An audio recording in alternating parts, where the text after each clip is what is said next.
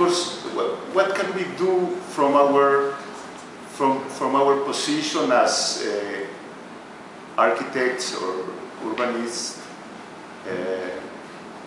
I don't know what we should do, but I just wanted to pinch you in here.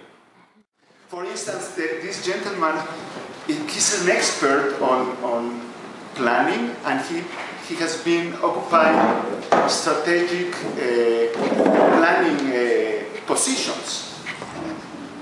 On the other side, we have those positions are being kept by the friend of the major, the nephew of the blah blah blah. That's not the way.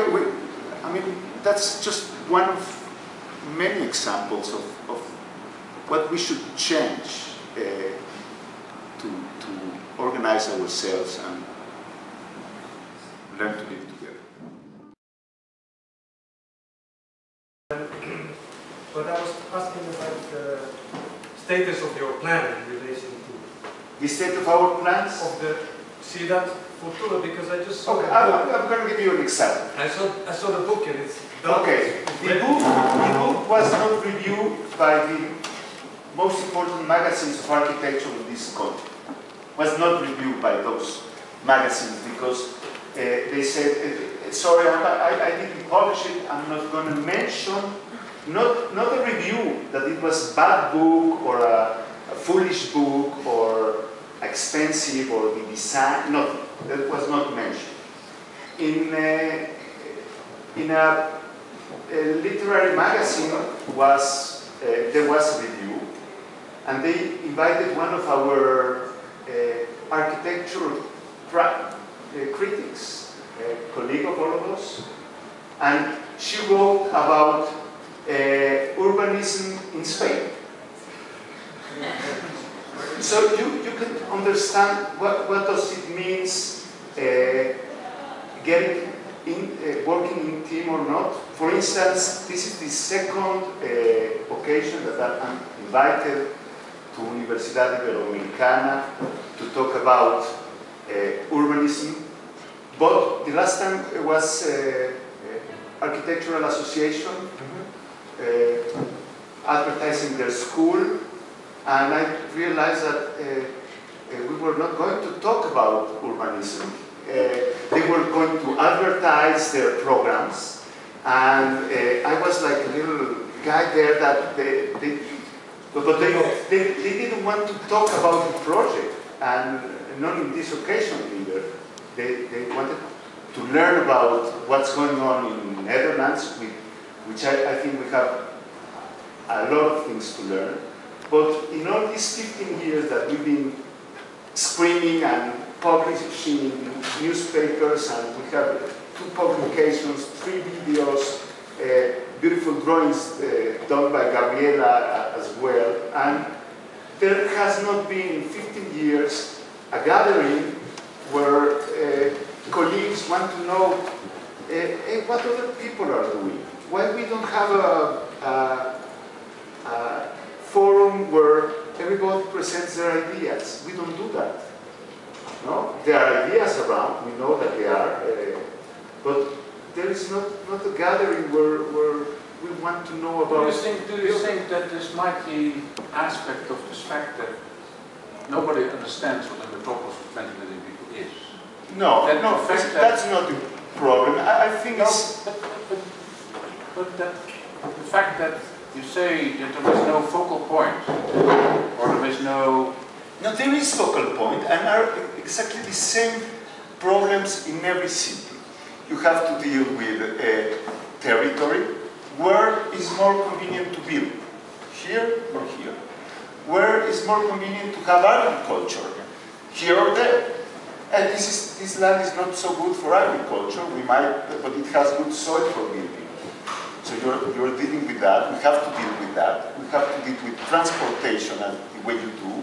But here, for instance, you are pushing for having a better railroad system, transportation system, and here a little mafia created the truck transportation, and they were in power, the governments, the governors of many states of Mexico.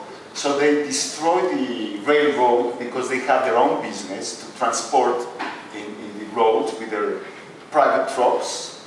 And the same thing happened with all of our infrastructure. Yes, we have to build infrastructure as you do. We have to deal with water to be efficient. We lost 50% of the potable water in fugas, leaks. We have to deal with that. We have to deal with the boundary of the city. We cannot keep destroying the forest, which is, you know, our way of getting water. The forest infiltrates the water to the aquifer. But we don't care that, because when a politician wants votes, he will allow a sprawl, could be to a millionaire that wants to build high-end housing in the forest, or could be a community that they would do their shacks and they would throw their dirty water and shit to the rest of it. I mean, we deal with the same problems, and we do know that we have to address those problems, but nobody cares. Everybody is concerned only about their own, their pocket, their campaign. I mean, the guy that works in the government and is controls the water, the major of the water of the country, he doesn't care about that. He's running for his next career, he's running for mayor of Mexico City, he don't care about water. And the other guy is running for being governor of the other state, and he doesn't care of transportation. So we are like little kids, no? Like little kids that one has a candy and the other one grabs it. This is mine. No, this is mine. We haven't got to a level of we're immature, completely immature society. I can't imagine that is for 20 million people is the case. Is the? I can't imagine that is for 20 million people the case. Well, I can imagine that I understand what politicians, how they work, etc. And I see that also in my country, that a lot of the plans that I have or that Bart has are never coming to reality. But different levels. There are different levels of behavior. Yes. We are humans, human beings, all of us, but we have different levels of honesty, of ethics, of education, and at the end of behavior. We behave differently than you do, and the result is what we are living. And I think it's very, very interesting that these young guys learn about how can it be a more or less or more organized society. And that's beautiful, and I thank you myself for sharing your